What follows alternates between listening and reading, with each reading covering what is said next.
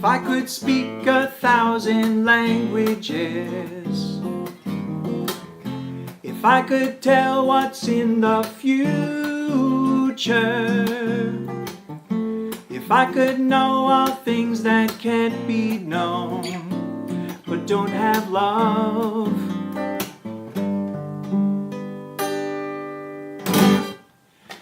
Hi, my name is Greg Barr, and I would like to share something with you that is very personal, very important, and very true.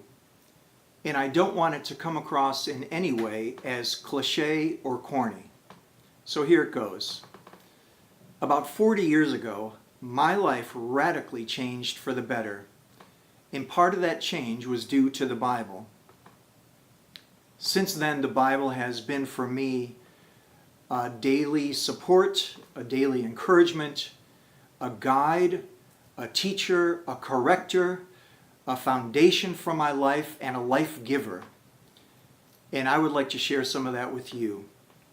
I also want to add right now that I do not claim a corner on the truth at all. I am one of many, many Bible teachers around the world and through time. But I know there is something here for you. So for the next 30 minutes or so, stay with me, open your heart, open your mind, and see what God may have for you. And may He bless you largely. Did you know that the word gospel means good news? And I know that I could sure use some good news right now. How about you? This is number one from a series of messages from the book of, or the gospel of, or the good news of Luke. And I'm going to start reading from Luke chapter 1 and verse 1. Many have undertaken to draw up an account of the things that have been fulfilled among us, just as they were handed down to us by those who from the first were eyewitnesses and servants of the word. Therefore, since I myself have carefully investigated everything from the beginning, it seemed good also to me to write an orderly account for you, most excellent Theophilus, so that you may know the certainty of the things you have been taught. So I have three things in particular on my mind from what I just read. The first is this: the timing. Luke wrote this book around AD 60. And just to help us appreciate what was going on during that time, Jesus was crucified, rose from the dead, and went back into heaven in AD 33. Time went on, his followers multiplied, and tensions were bubbling in Israel. And in AD 60, there were several different groups of people in Israel. There were, of course, the followers of Jesus, who were pretty large in number at this point. There were the Romans, who were the occupiers, the oppressors. It was martial law. There were the Jewish zealots, who were very much against the Romans. They were very vocal, and they did anything they could to counteract everything the Romans were doing. And then there were the Jewish religious leaders who, although they were pretty small in number, they were very influential and powerful in Israel. So that was AD 60, and in just 10 years after this book was written, the Romans in AD 70 just destroyed Israel. A historian, Merrill Unger, wrote, in AD 70, the Romans destroyed Jerusalem and massacred its inhabitants. So you can appreciate, that happened in AD 70, so you can appreciate that in AD 60, when Luke wrote this book, it was a very tense time in Israel. So that was the timing. The second thing I have in my mind is the author. Who was Luke? Luke was the only Gentile who contributed to the New Testament. In fact, he also wrote the book of Acts. He was a traveling companion of Paul, the Apostle Paul. And generally, you pick up from the New Testament that Luke was a pretty nice guy. He was also a doctor, a physician. And another historian, A.T. Robertson, wrote, as a Greek physician, Luke was a university man and in touch with the science of his day. It must be said of him that he wrote his books with an open mind and not as a credulous enthusiast. He wrote as a doctor and as a scientist. Luke wanted a credible, reliable source and account like Theophilus did. And so he wrote this book. And I also want to throw in here that it wasn't long ago that my wife and I watched a movie called The Case for Christ. It's based on a book by Lee Strobel called The Case for Christ, and I just really encourage you to watch that movie, The Case for Christ, and also read the book. He was a guy, Lee Strobel, was a journalist. He was skeptical and doubtful about Jesus, but began to be curious when his wife became a Christian. And I think he was much like Luke was, wanting credible, reliable sources. Check it out. The third thing I have in my mind, the timing was one, the author was the second, and the third is the reason. Why did Luke write this book? 17th century mathematician and philosopher Blaise Pascal wrote that there is a God-shaped vacuum in the heart of every person which cannot be filled by any created thing, but only by God, the Creator, made known through Jesus Christ. And having gone in many different places through the years, many different cultures and countries, having interacted with many different kinds of people, I really have to agree with that. There is a God-shaped vacuum in the heart of every person. Luke wrote this book to someone named Theophilus. Theophilus was a Roman official, an aristocrat, and we get that from Luke addressing him as most excellent Theophilus. Theophilus knew and had been taught something regarding Jesus.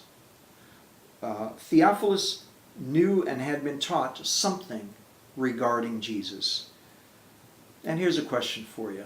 What do you know? What have you learned, if anything, about Jesus? What have you been taught, if anything, about Jesus? I know for me, years ago, before I was a Christian, my family, for a while anyway, went to church, but I don't remember being taught a lot about Jesus, except he died on a cross.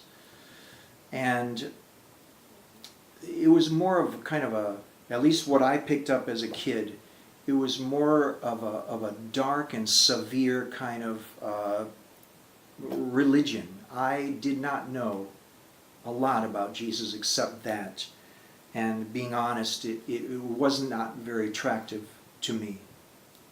I wonder what you have learned or what you know about Jesus.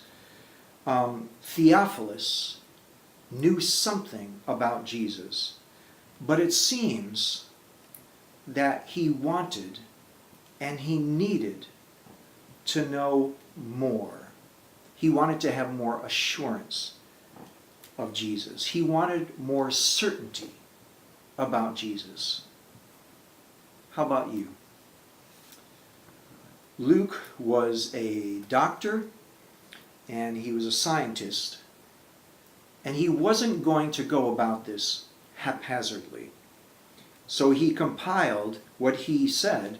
He gathered eyewitnesses, and that always blows me away. I mean, the New Testament, Luke's gatherings, Matthew, John. First John is a great book. These people were eyewitnesses of Jesus. They said, we touched him, we saw him. And these are reports that Luke wrote from, eyewitnesses of Jesus. That's amazing to me. And Luke wanted to write to quote him, an orderly or a consecutive account. Luke and Theophilus wanted a thorough and orderly and accurate, a reliable, a credible, a definite account of Jesus Christ. They didn't want to mess around. They didn't want rumors, or it was too early for legends, but they didn't want myths and they didn't want legends. They didn't want hearsay. They wanted the real stuff. And so Luke studied and interviewed and investigated and wrote, and this is the book that we have today. That's exciting to me. Luke also wrote more about outcasts than any of the other Gospels, and I think because he was perhaps more in touch with different classes of humanity, different types of humanity as a doctor. Luke wrote about women more than any other of the Gospel writers. Luke wrote more about children more than any of the other Gospel writers. He wrote more about Gentiles or non-Jewish people more than any of the other Gospel writers. Perhaps he was more sensitive in that way because he was a Gentile. Luke wrote more about quote-unquote sinners than any of the other Gospel writers. And by the way, sin simply means to miss the mark. You just don't always hit it in the bullseye. Luke wrote more about those folks.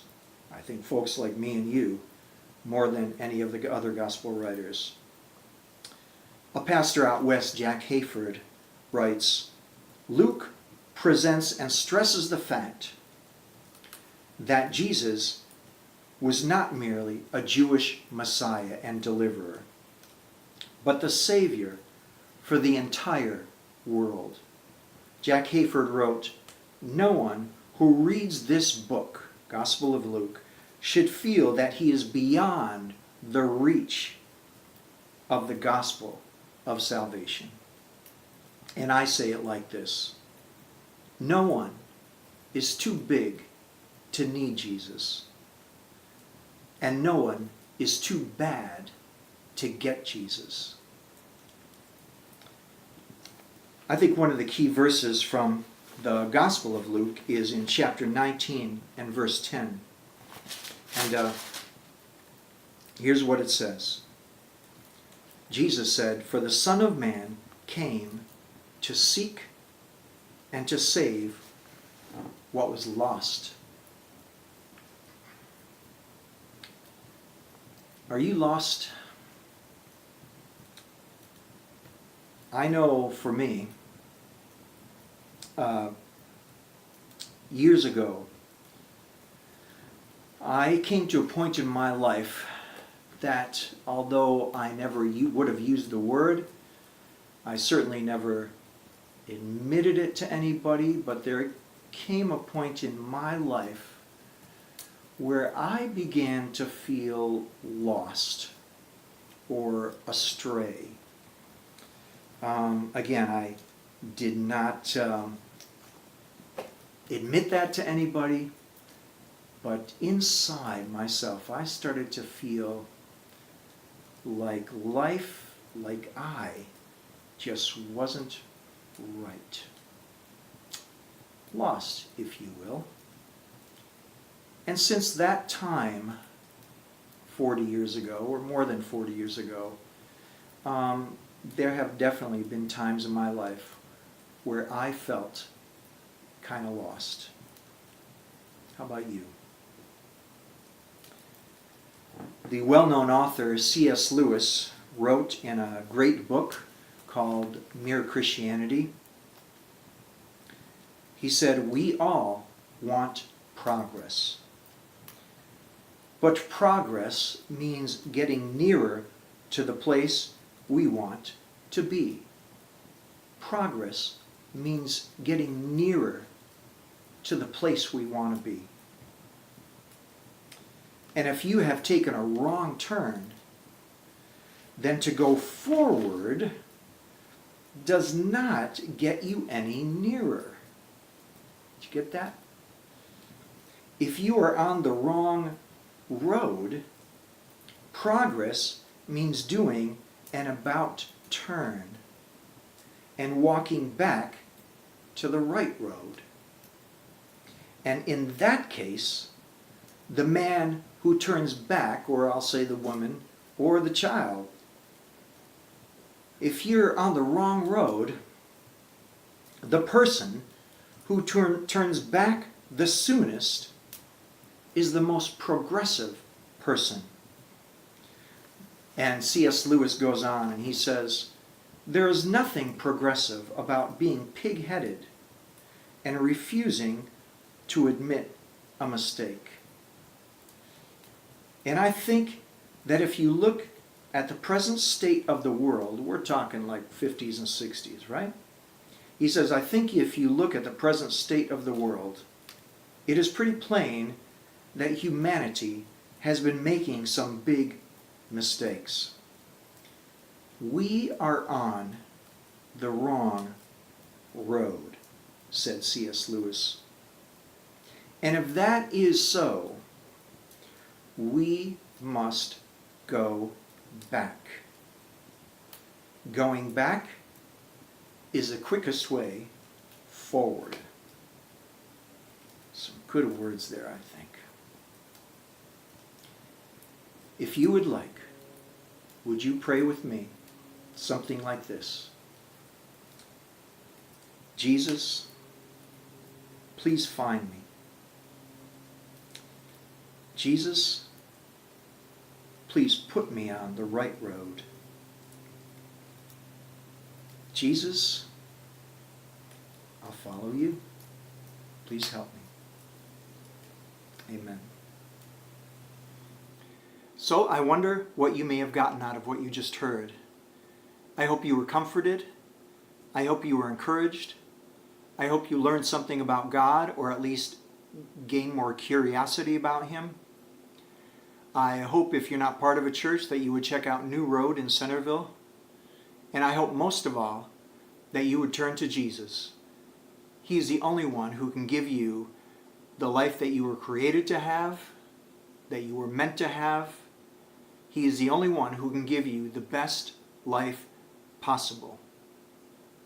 So I'm going to do a little more of that song that I started in the beginning. I thank you so much for tuning in. Until next time, God bless you.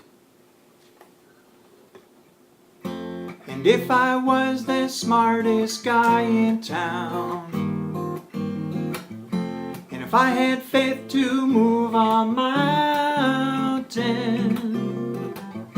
and if I gave all I had to feed the poor, but don't have love,